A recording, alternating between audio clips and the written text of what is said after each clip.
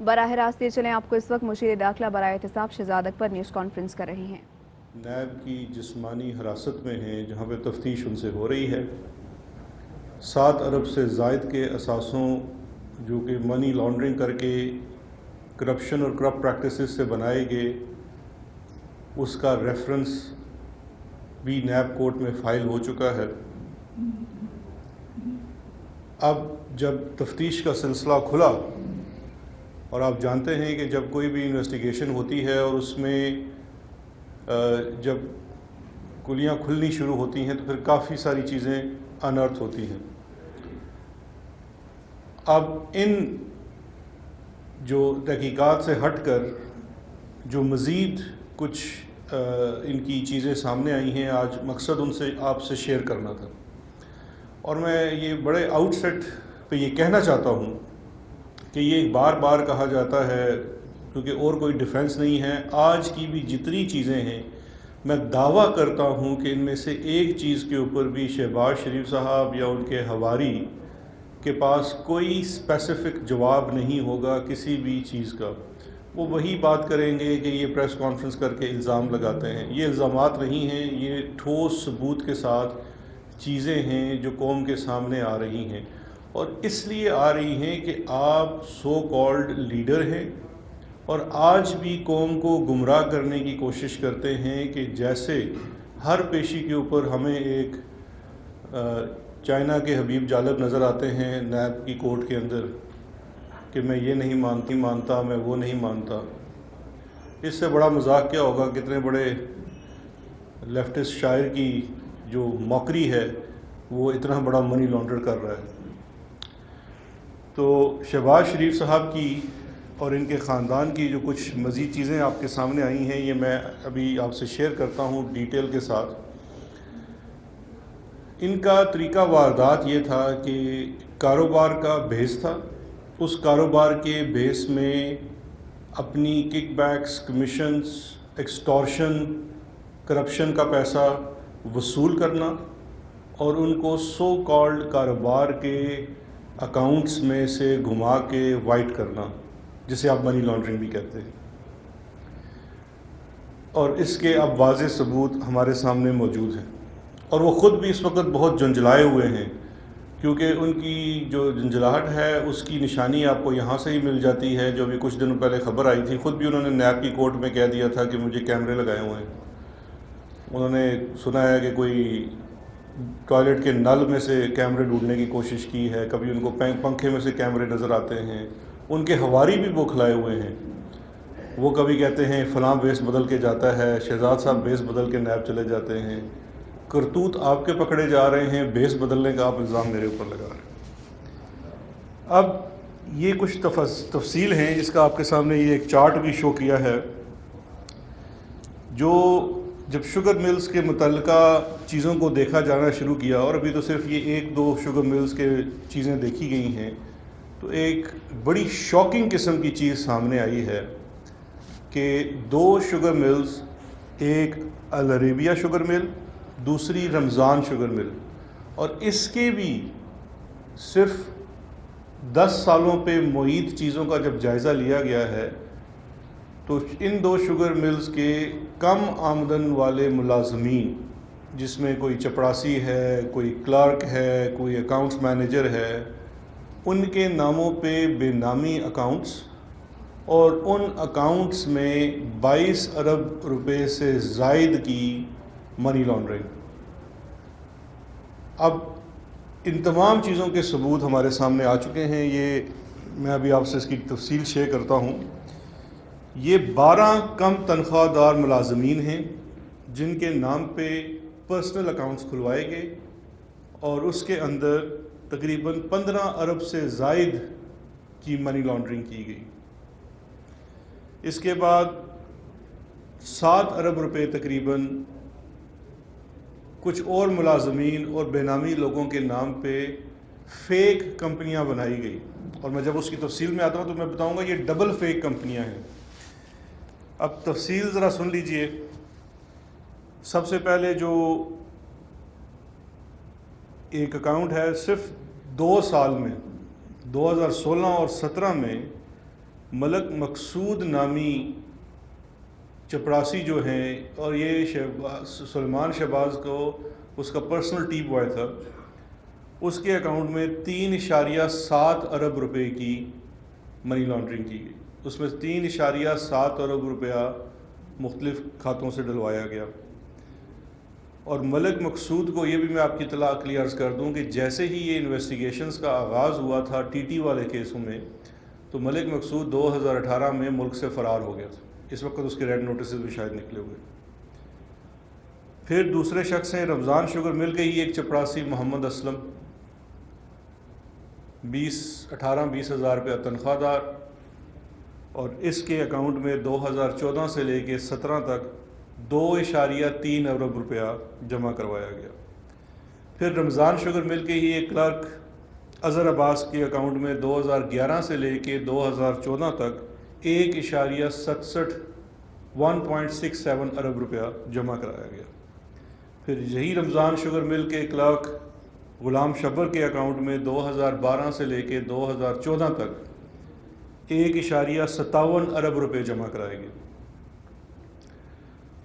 پھر رمضان sugar mill کے accounts clerk خضر حیات کے اکاؤنٹ میں 2010 سے لے کے 2014 تک 1.42 ارب روپے جمع کرائے گئے. پھر رمضان شوگر مل کے دوسرے اکاؤنٹس کلرک اقرار حسین کے اکاؤنٹ میں 12 سے لے کے 15 تک 1.18 ارب روپے جمع کرائے گئے. اسی شوگر مل کے ایک اور کلرک محمد انور کے اکاؤنٹ میں 2011 سے لے کے 2015 تک 880 ملین یعنی کہ 88 کروڑ روپے جمع کرائے گئے. پھر ان کے ایک سیلز مینیجر ہیں توقیر الدین اسلم، وہ بھی بڑے پرانے ان کے ساتھ ہیں. ان کے اکاؤنٹ میں 562 ملین 562 ملین 56 کروڑ کے قریب پیسے جمع کرائے گئے. شریف گروپ کے ہی ایک ڈیٹا انٹری آپریٹر تنویر الحق کے اکاؤنٹ میں 2012 سے 13 میں 512 ملین روپے جمع کرائے گئے، جو کہ 51 کروڑ کے قریب بنتے. پھر رمضان شوگر مل کے ایک اور اکاؤنٹ کلرک کاشف مجید کے اکاؤنٹ میں 461 ملین تقریباً 46 کروڑ روپے جمع کرائے گئے. اس سے اگلا جو ہے وہ اس کا چونکا دینے والا ہے. رمضان شوگر مل کا ایک چپڑاسی تھا گلزار احمد خان. اس کے اکاؤنٹ میں 2012 سے لے کے 2017 تک 425 ملین جمع کرائے گئے. 2012 سے لے کے گلزار احمد خان، میں بتاتا ہوں یہ انٹرسٹنگ کیوں ہے. گلزار احمد خان کے اکاؤنٹ میں 2012 سے لے کے 2017 تک 425 ملین روپے جمع کروائے گئے. جبکہ حقیقت یہ ہے کہ گلزار احمد نہ صرف ان کے مل میں چپڑاسی تھا، بلکہ اس کے ساتھ ساتھ 2015 میں فوت بھی ہو گیا تھا.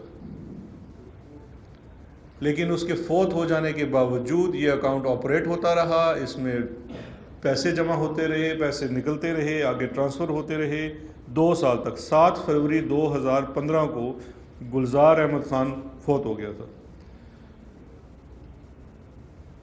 یہاں سے آپ کو یہ بھی سمجھ لگ جائے گی کہ کس طرح سے یہ فیٹف کے اوپر لیجسلیشن ہو رہی تھی، اور اس کے اوپر جو بینکنگ نظام کے اوپر ایک کڑی نظر رکھنے کی ضرورت ہے، اور اس کے لیے جو رولز بنائے جا رہے ہیں اس کی بھرپور مخالفت ان کی طرف سے کیوں کی جا رہی تھی. کیونکہ ان دنوں یہ ممکن تھا کہ آپ بینکس کے ساتھ ایک مرے ہوئے انسان کا بھی اکاؤنٹ چلا لیں. پھر آخر میں ایک شخص ہے مسرور انور کا نام آپ نے پہلے بھی سنا ہوگا. نیب والے کیس میں یہ کسٹڈی میں بھی ہے. یہ ان کا بڑا بااعتماد کیش بوائے تھا. اس کے نام کے اوپر بھی ایک فرنٹ اکاؤنٹ کھولا گیا جس کے اندر 230 ملین 23 کروڑ روپے جمع کروائے گئے. اب یہ جو جتنے تمام کم تنخواہ والے ملازمین ہیں، یہ تمام کو آپریٹ کرتا تھا سلیمان شہباز خود ذاتی طور پہ، اور Muhammad Usman chief financial officer CFO جو اس وقت نیب کی حراست میں ہے. دونوں کیسز میں کرابریٹ ہوتا ہے، ایویڈنس کرابریٹ ہوتا ہے، طریقہ واردات کرابریٹ ہوتا ہے. طریقہ واردات یہی تھا کہ یہ ان کے نام کے اکاؤنٹ کھول کے ان سے چیک بکس لے لیتے تھے اور اس کے بعد یہی اس کو سارے کو آپریٹ کرتے تھے۔ اب اس میں جو سب سے امپورٹنٹ چیز ہے وہ اب آنے والی ہے۔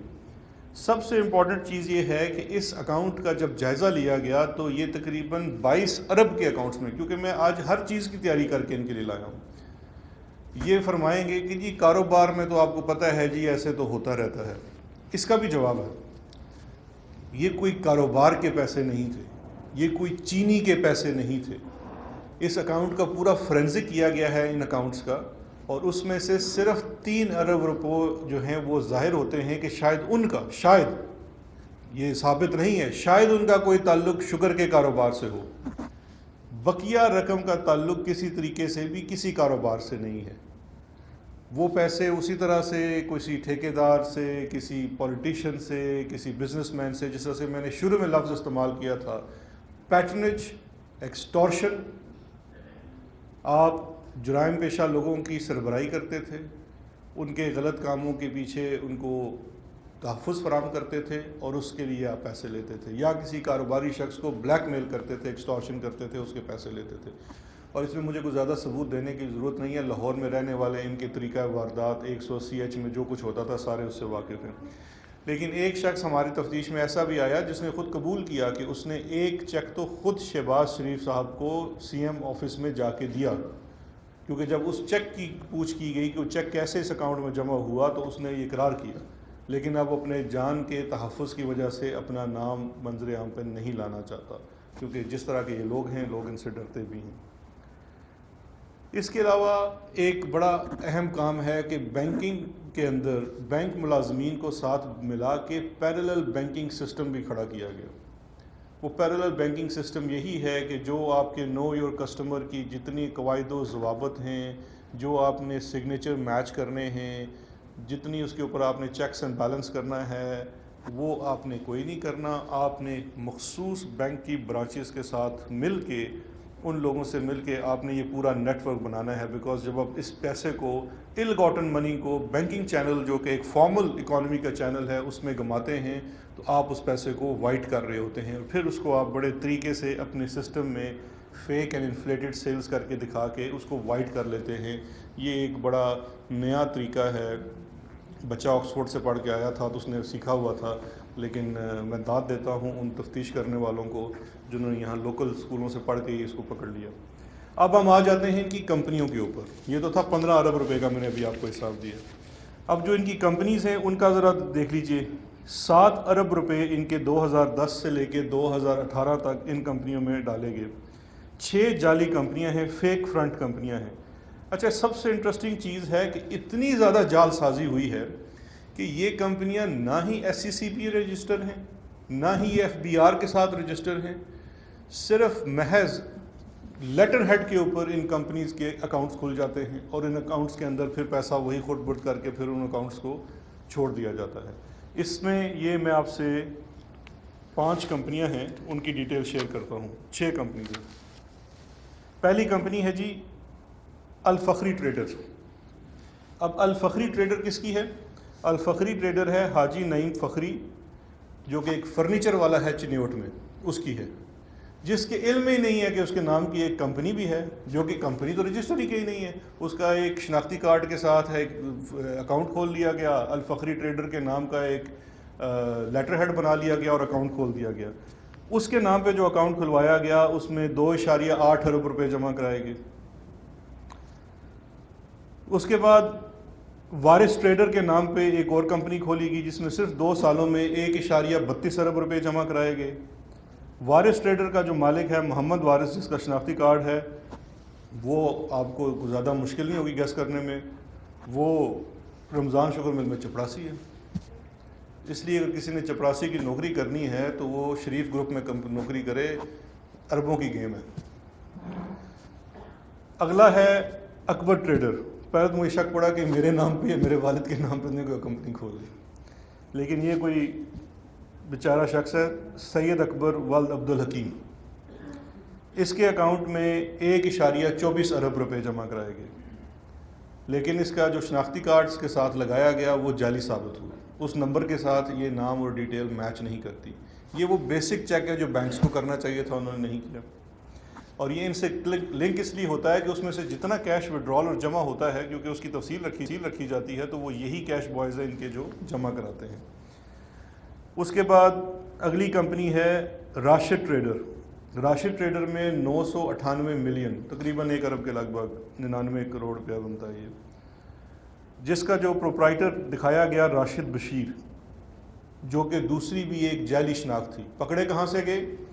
اس کا جو ایڈریس دیا وہ اپنے ہی ایک دفتر کا ایڈریس دے دیا جو کورسپونڈنس ایڈریس تھا، اور اس پہ جتنی ٹرانزیکشنز تھی وہ انہی کی ٹرانزیکشنز تھی. پھر 558 ملین جامی انٹرپرائزز کے نام پہ، یہ کمپنی غضنفر علی کے نام رجسٹرڈ ہے، اور اس کے بھی کوئی شناخت کے اوپر کلیریفیکیشن نہیں ہو سکی کہ وہ شخص کون ہے، کہاں ہے، اس کے شناختی کارڈ بھی اصل ہیں یا جعلی ہیں. اور آخر میں جو توقیر الدین شیخ اسلم صاحب ہیں، جن کے نام کے اوپر انہوں نے اکاؤنٹ نام سے بھی کھولا ہوا تھا، اس میں بھی ٹرانزیکشنز تھی، اور ان کے نام کے اوپر TNA ٹریڈر کے نام سے ایک کمپنی کھولی گئی، اور اس کے اندر 145 ملین کی ٹرانزیکشن ہوئی. اب یہ میں نے جیسے پہلے کہہ چکا ہوں، اور اس میں سے جو ٹرانزیکشنز کی جاتی ہے وہ بڑے طریقے سے کی جاتی تھی. جو ٹرانزیکشنز وڈرال کی ہوتی تھی وہ چھوٹی رقم نکالی جاتی تھی، سسٹمیٹک منی لانڈرنگ اس کو کہتے ہیں. فائنینشیل مانیٹرنگ یونٹ اور اسٹیٹ بینک کی پالیسی ہے کہ اتنے اگر ایک 2 ملین سے زیادہ کی کیش ٹرانزیکشن ہوگی تو اس پہ CTR cash transaction report generate ہوتی ہے. اس لیے ہر ٹرانزیکشن وڈرال کی 2 ملین سے نیچے کی گئی. تو بڑے سسٹمیٹک طریقے سے اس کو ریڈار سے باہر رکھ کے کرنے کی کوشش کی گئی. اب یہ ہے وہ تفصیل جو کہ ابھی صرف شہباز شریف اور ان کے خانوادے کے مختصر سی کچھ چیزوں کی ہے کہ کس طرح سے یہ منی لانڈرنگ اور اس کا جال پھیلایا ہوا تھا. ایک طرف تو شہباز شریف صاحب اس وقت جو نیب کی عدالت میں جا کے ڈرامہ کرتے ہیں، ان کی اطلاع کے لیے عرض ہے کہ ابھی تو صرف یہ دروازے کھلے ہیں، ابھی تو آپ کے تمام کاروبار کا جب فورینزک ہونا ہے تو ان میں سے کیا کیا چیزیں نکلیں گی وہ آپ کو خود پتہ ہے. اسی لیے اس وقت آپ انتہائی دماغی اضطراب کا شکار ہیں کہ ایک طرف بھتیجی نے آپ کی جماعت ہتھیالی آپ سے، آپ اتنے عرصے سے کوشش کر رہے تھے کسی طریقے سے آپ ان ہو جائیں، بڑے بھیا بھی چلے گئے، اب تو مطلب گلیاں کھلی ہو گئی تھی، لیکن وچ مرزا یار نہیں پھر سکا، اور اب وہ بھتیجی آ گئی اس کے اندر. اب شہباز شریف صاحب کے پاس ٹائم بڑا ہے.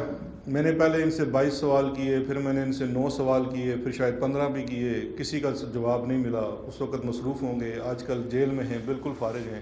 میں ان سے صرف 3 سوال کرتا ہوں، اور آپ پتہ نہیں نیب پہ جا سکتے نہیں جا سکتے. مجھے پتہ چلا آج کل بڑی خفیہ ملاقاتیں بھی کر رہے ہیں نیب میں لوگوں سے، لیکن آپ جو بھی، کیونکہ ابھی کسی کی ڈیوٹی لگ جائے گی پریس کانفرنس کرنے کی، تو ان سے ضرور یہ پوچھ لیجئے گا. بڑے مختصر سے 3 سوال ہیں. پہلا سوال یہ ہے کہ شہباز شریف صاحب کہ کیا آپ مسرور انور اور شعیب قمر کو نہیں جانتے؟ ان کے بارے میں تھوڑا سا بتا دوں. شعیب قمر اور مسرور انور وہ کیش بوائز ہیں جو دونوں نیب کی حراست میں ہیں، اور اربوں روپے کی ٹرانزیکشنز ان کے ہاتھوں ہوئی ہے، اور یہ خود 20-25 ہزار روپے کے ملازم ہیں. تمام ٹرانزیکشنز اکاؤنٹوں سے نکالنا، فیک اکاؤنٹ سے نکالنا، ان کے ذاتی اکاؤنٹس میں جمع کرانا. مجھے یہ بتا دیں کہ کیا ان کو نہیں جانتے؟ دوسرا سوال، شہباز شریف صاحب آپ اپنا دور آپ لوگ یاد کریں. لمبے بوٹ پہن کے آپ پنجاب کی ایک ایک نالی، ایک ایک نکڑ کے جواب دے تھے. آپ کو ہر چیز کا پتہ تھا. آپ اپنے آپ کو خادم اعلیٰ پنجاب کہتے تھے. آپ کو اپنے خاندان کا نہیں پتہ تھا؟ آپ کو اپنے کاروبار کا نہیں پتہ تھا؟ آپ کو پتہ تھا کہ رات کے اندھیرے میں بیس بدل کے کون آپ کے اکاؤنٹ میں پیسے جمع کرا جاتا ہے، اور وہ کیوں آپ کے اکاؤنٹ میں پیسہ جمع کرا جاتا ہے؟ جب آپ نے اپنی زوجات کے لیے کوئی مکان، کوئی دکان، کوئی گاڑی، کوئی گفٹ لینا ہوتا تھا تو کہاں سے پیسے آ جاتے تھے؟ آپ تو خادم اعلیٰ تھے، آپ کو ہر چیز کا پتہ ہوتا تھا، پائی کی باتیں آپ کرتے تھے. تو کیا آپ کو ان چیزوں کا علم نہیں تھا؟ تیسرا اور آخری سوال، آپ نے لندن میں 4 فلیٹ کیسے بنائے؟ آج تک آپ اس کا جواب نہیں دے سکے. کبھی کہتے ہیں اس سے پیسے لیے، کبھی اس سے لیے. ابھی آپ کو نیب کورٹ میں نے سنا ہے کہ انہوں نے فرمایا ہے کہ میں آخری دنوں پتہ نہیں بھوکا نہیں مرنا چاہتا تھا، تو اس لیے میں نے سوچا کہ چلو کچھ چھوٹے سے فلیٹ لے لوں. یہ کوئی لیگو کے فلیٹس تھے جو آپ نے ادھر بلاکس کے ساتھ بنا دیے تھے کہ میں چلو 4 فلیٹ لے لیتا ہوں، بہت غریب آدمی ہوں. آپ کے اپنے مطابق آپ کے پاس کوئی ذرائع آمدن نہیں ہے، تو پھر آپ نے یہ فلیٹس کیسے بنائے؟ آپ نے آج تک اس کا جواب نہیں دے سکے۔ چلیں میں اس چیز کو بھی مان لیتا ہوں، آپ نے مانگ تانگ کے کہیں سے فلیٹس بنا لیے، اس وقت بھی آپ کو نہیں پتا تھا کہ آپ کا خاندان کیسے کیا کرتا ہے کیا نہیں کرتا اور آپ کے نام پہ کیا ہو رہا ہے۔ آج میرا آپ سے سوال ہے، کیا آپ یہ نہیں جانتے کہ لنڈن میں اس وقت درجن سے زائد آپ کے خاندان کے لوگ، اس میں نواز شریف کی فیملی کی ذکر نہیں کر رہا، انہوں نے تو بڑا لمبا ہاتھ مارا ہے، الگ ہیں، شہباز شریف کی فیملی کے جو لوگ آج لنڈن میں بیٹھے ہوئے ہیں، وہ اپنا گزر بسر کن پیسوں سے کر رہے ہیں؟ ان کا سورس آف انکم کیا ہے؟ وہ لنڈن میں جس مکان میں رہ رہے ہیں اس کا کرایہ کہاں سے دیتے ہیں؟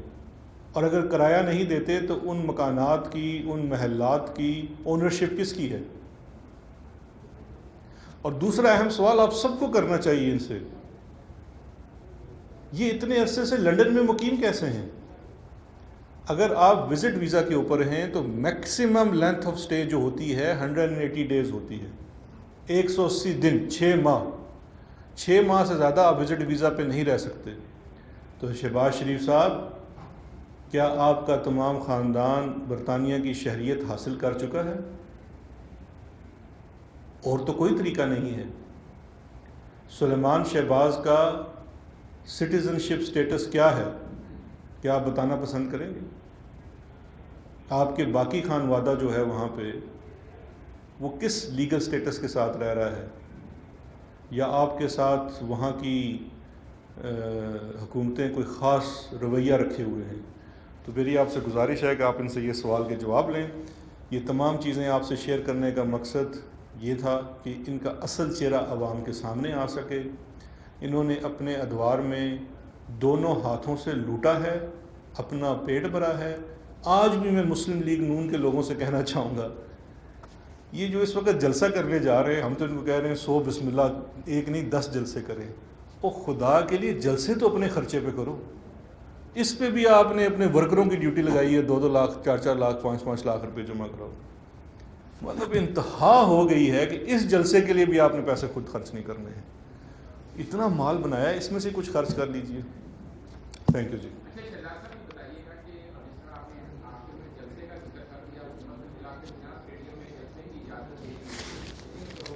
تیزی سے پھیل رہا ہے، پنجاب حکومت سے 2 وزراء، اہم وزراء کورونا کا شکار ہو چکے ہیں، اسی طرح عوام میں بھی تیزی سے یہ پھیل رہا ہے۔ اگر گوجرانوالہ میں یا جن اضلاع سے یہ لوگ آتے ہیں، حکومت کس کو ذمہ دار ٹھہرائے گی، اور کیا حکومت ایس او پیز پر عمل درآمد یقینی بنائے گی جو کل پنجاب حکومت کی جانب سے جاری کیے گئے ہیں؟ دیکھیے جی، جو جلسے کی بات ہے مجھے ابھی پتہ چلا، ویسے رات تک تو مجھے نہیں پتا تھا کہ اطلاع ان کو اجازت مل گئی ہے، لیکن اسٹیڈیم میں جلسے کی اجازت دینے کے ساتھ ساتھ ایک چیز اور بھی پنجاب گورنمنٹ نے کل کی ہے، جو ایس او پیز جاری کیے ہیں کسی بھی قسم کے پبلک اجتماعات کے لیے۔ جو بھی عوامی اجتماع ہوگا جہاں پہ نمبر زیادہ ہوگا، وہاں پہ آپ کو کچھ ایس او پیز فالو کر رہے ہیں۔ اب وہ اگر آپ نے سڑکوں پہ کرنا ہے تو وہ بڑا کم ہوگا۔ میرا تو خیال تھا کہ مناسب یہ ہوتا کسی کھلی جگہ پہ کرتے، سوشل ڈسٹنس زیادہ ہوتا، آپ لاکھوں لوگ لے آئیں، کوئی مسئلہ نہیں ہے، لیکن آپ لوگوں کا خیال بھی رکھیں۔